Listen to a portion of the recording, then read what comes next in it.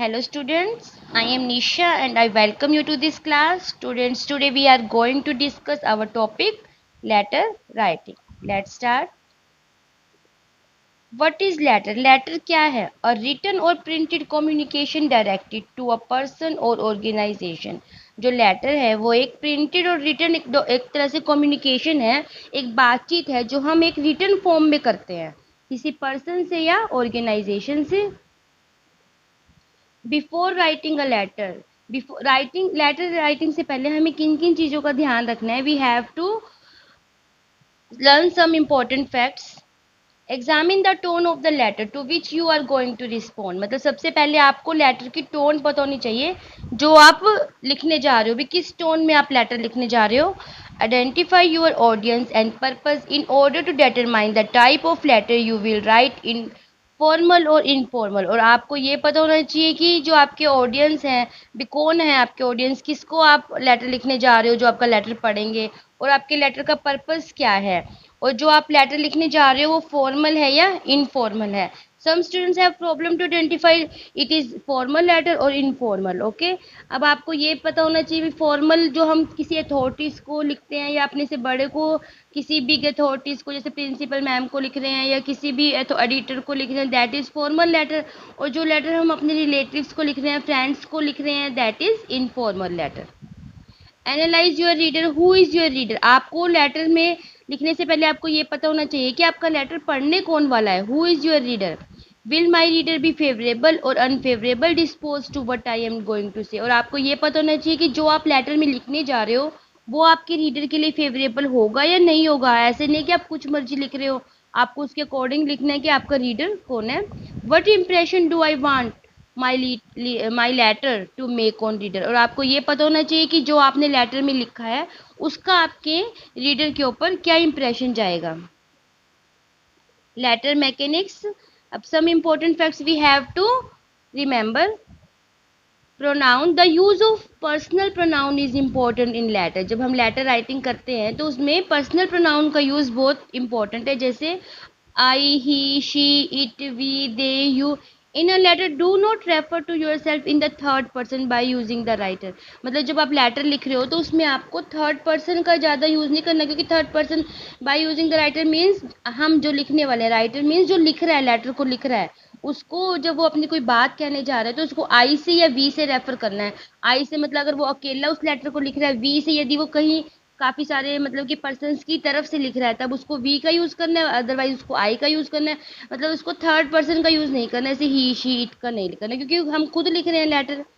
It is perfectly natural और appropriate to refer yourself as I and to the reader as you. मतलब जो आपने अपने आप को जो लेटर लिख रहा है उसने अपने आप को आई से रेफर करना है, और जिसको आप लेटर लिख रहे हो उसको आप यू से रेफर करोगे। Focus and specificity.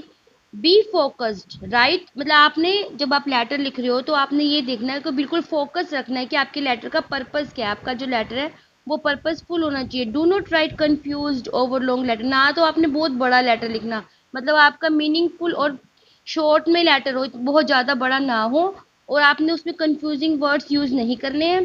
बहुत लंबा लेटर नहीं लिखना है। Do not be rude. आपने लेटर लिखते टाइम र्यूड नहीं होना है, मतलब पोलाइट रहना है।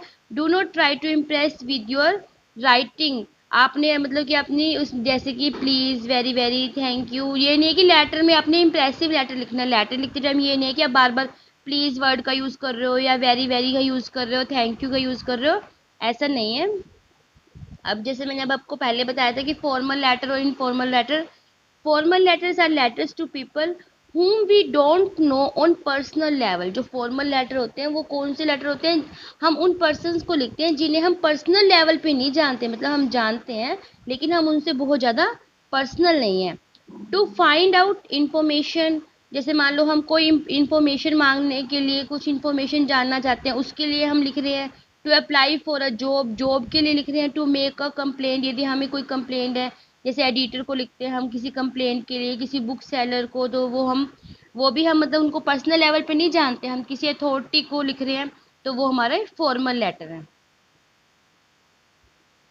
अब ये देखिए, अब हमने अब आपको पता चल गया फॉर्मल लेटर। इनफॉर्मल लेटर जो हम अपने फ्रेंड्स को लिखते हैं, जिनको हम पर्सनल लेवल पे जानते हैं, अपने रिलेटिव्स को लिखते हैं। अब आपको फॉर्मल और इनफॉर्मल लेटर का डिफरेंस तो अच्छे से क्लियर हो गया होगा। अब हम इसका फॉर्मेट देखते हैं। Start with salutation. देखो जो हमने लेटर जो हम लिख रहे हैं, हमने उसमें सैल्यूटेशन का कैसे यूज करना है। The salutation you use will depend on your relationship with the recipient of the letter. As जैसे मतलब हमने ये देखना है जिसको हम लेटर लिख रहे हैं, और चाहे हमसे वो बड़े हैं, जैसे हम प्रिंसिपल मैम को लिखेंगे तो हम रिस्पेक्टेड मैम लिखेंगे। ठीक है, अब आपने अपना ये देखना है कि आप लेटर किसको लिखने जा रहे हो। वैसे हम ज़्यादातर जैसे सर के लिए डियर की जगह वैसे हम सर के लिए रिस्पेक्टेड ही ज़्यादा यूज़ करते हैं हम फॉर्मल लेटर के लिए।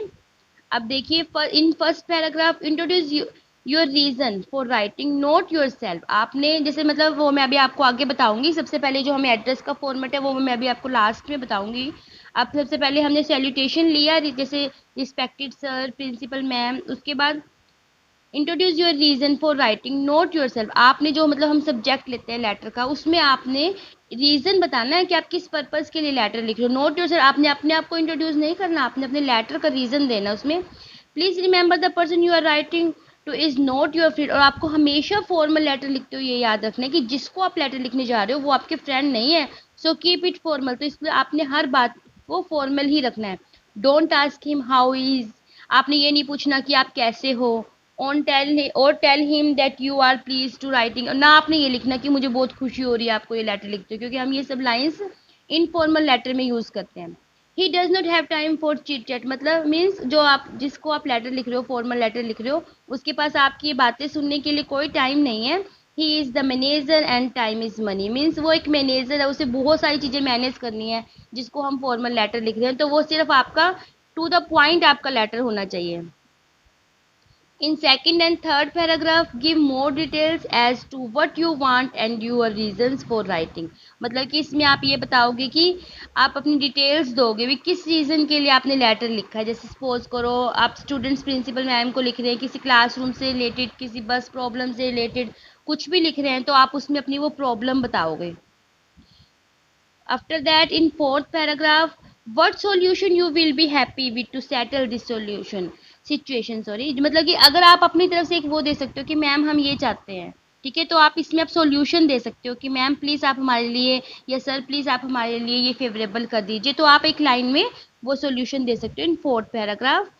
And in the last greeting. Greeting means last में आप ये लिखोगे, जैसे आप फॉर्मल लेटर है तो आप लास्ट में लिखोगे भी your sincerely, your faithfully, your obediently, and उसके बाद your name and surname. Okay, and अब देख लीजिए एक बार लेटर फॉर्मेट में हमने कैसे करना है। सबसे पहले ऊपर देखो, जैसे ये हमारा जो लेटर है वो बिल्कुल एक ही उसमें होना चाहिए सीरीज में। देखो जैसे मैंने अब आपको दिखाया हुआ है, ऐसे पूरा एक सीरीज में होना चाहिए। सबसे पहले हम यहाँ लिखेंगे सेंडर एड्रेस, जो मतलब कि हमारा सेंडर एड्रेस है, और नेक्स्ट रिसीवर एड्रेस जिसको हम लेटर लिख रहे हैं, फिर salutation, and after that body of the letter, उसमें हम body of letter, after that greeting. Okay, I hope you have cleared all the format of letter writing. Now I will give you a letter to write and try to it. Okay, thank you students.